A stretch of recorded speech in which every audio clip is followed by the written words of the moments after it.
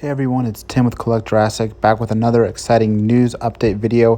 Today we're going to be talking about the San Diego Comic-Con that's happening right now, and of course lots of Jurassic World going on there as seen in this Mattel booth photo. They have a huge presence there for Jurassic World figures.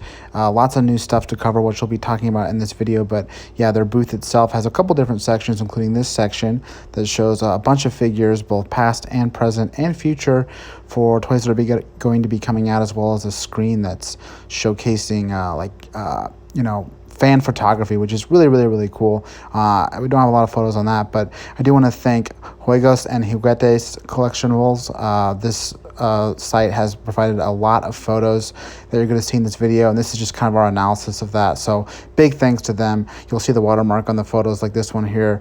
Really grateful that we could get some photos on this first night of San Diego Comic-Con to talk about. So let's go ahead and get started. As you can see, this beautiful Amber Collection graphic tops one of the sections of their booth, and you can kind of get an idea of sort of the more serious tone of these toys just from this graphic alone.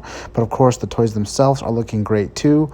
A few weeks ago, or maybe it was even last week, we talked about the Malcolm and Raptor figures, so those are obviously on display here as well. But we're getting new views of both toys, not just low res blurry leaked photography, but actual clear crisp photos of the toys themselves in the flesh. And of course they look great. Lots of detail on them that you couldn't see in those photos. The paint looks awesome. It's just great to see them kind of as actual real toys and not just photos, press approved photos. But even in this view, you can see that Raptor is just looking fantastic, looking very much like a Jurassic Park Velociraptor. No, there were some worries about the head seeming a little bit too much like a reused Blue figure, and it might be reused, but I mean, to me, as a big Jurassic Park fan, I'm seeing this view of the Raptor and saying that looks like a Jurassic Park Raptor. So these photos really kind of hopefully clearing that up. And Malcolm looks great too. Lots of little details, even a ring on his finger, and obviously a flare as well. I love this shot of the Raptor because you can really see the detail on the mold. It's incredible. Tons of scales, pores, skin texture everywhere. Obviously you can see all the articulation in the legs and the arms, the tail and the neck. So that's kind of the hallmark of these 6-inch figures, is how articulated they're going to be, and that's on full force here. You can see the head and the jaw, everything is very much articulated, and you can get a great view of the Raptor face there too, and just get an idea of how incredibly accurate this Raptor looks. Another view of the Raptor, again, this view especially, I'm looking at this and saying that's a Jurassic Park Velociraptor. It doesn't look like a repainted blue head to me, even if it is. I don't know. I don't think it looks like blue. I think it looks like a Raptor. So paint job on this is just incredible. Really faithful to the movie without going too crazy or trying to add stripes where there are no stripes, things like that. So really nice. And of course, in addition to these two figures, we actually got our first look at the Owen and Blue figures. These were prototypes last year, but these are the actual figures it looks to be. So you can see both figures here on display in the booth. Blue obviously looking like Blue. Same basic figure sculpt as the Jurassic Park Velociraptor with that signature blue stripe as well. And Owen looking very much less like a prototype and more like a toy. And it looks like it's Jurassic World Owen, not Fallen Kingdom Owen. So you got the vest and everything, signature to the first movie. Blue herself looks great. Reminds me a lot of the Super Colossal Velociraptor, Super Colossal Blue. Obviously, they're probably reusing some of the same assets, but the face feels very similar to that one, and the paint scheme and kind of how the jaw fits together and everything. But you can see here kind of that dual articulation jaw. It looks like maybe the top and bottom part of it open, so you can kind of get a different open mouth articulation when you have hinges on both sides of the head, or both top and bottom. Back to Owen, looking really nice, very smooth. I mean, to me, this figure looks just as good as any high-end, Chronic Collectibles statue of Owen. The skin looks smooth. It's not this kind of glossy, shiny plastic that kind of makes toys very obvious plastic toys. The plastic here looks really nice. Hair looks really nice. Lots of, little details in the fabric of his shirt, the way it wrinkles. Just really excellent stuff, and obviously some great poses you can do with the added articulation as well. We'll head back to that other part of the booth where we got to see all those dinosaurs lined up.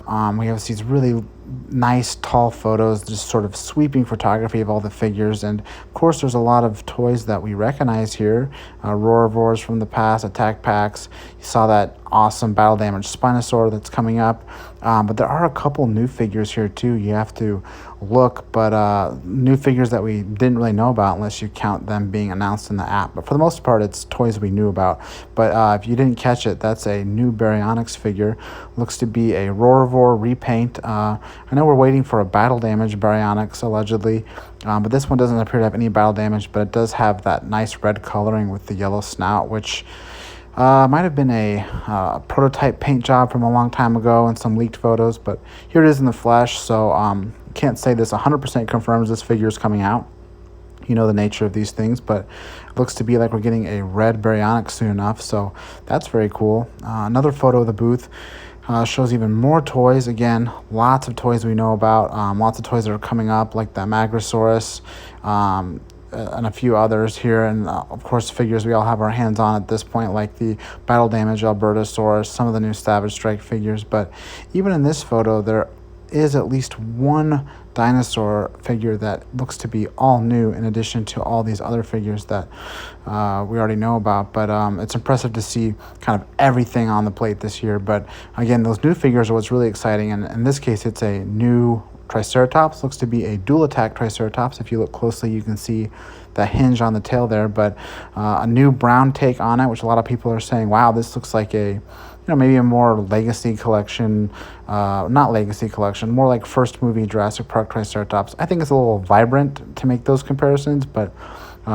people seem to be excited about getting a brown Triceratops. So that new figure is supposedly on the way. But yeah, I mean, the booth looks really, really nice.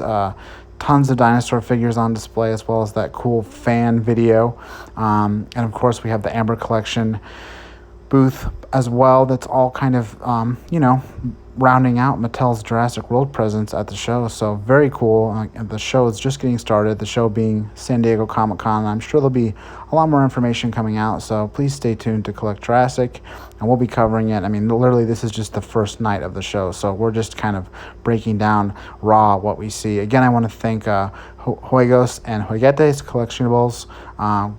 Definitely check them out. I'll link them below on all of their social media presences. And of course, again, please visit collectjurassic.com this weekend and further out for more Jurassic World toy and collecting news.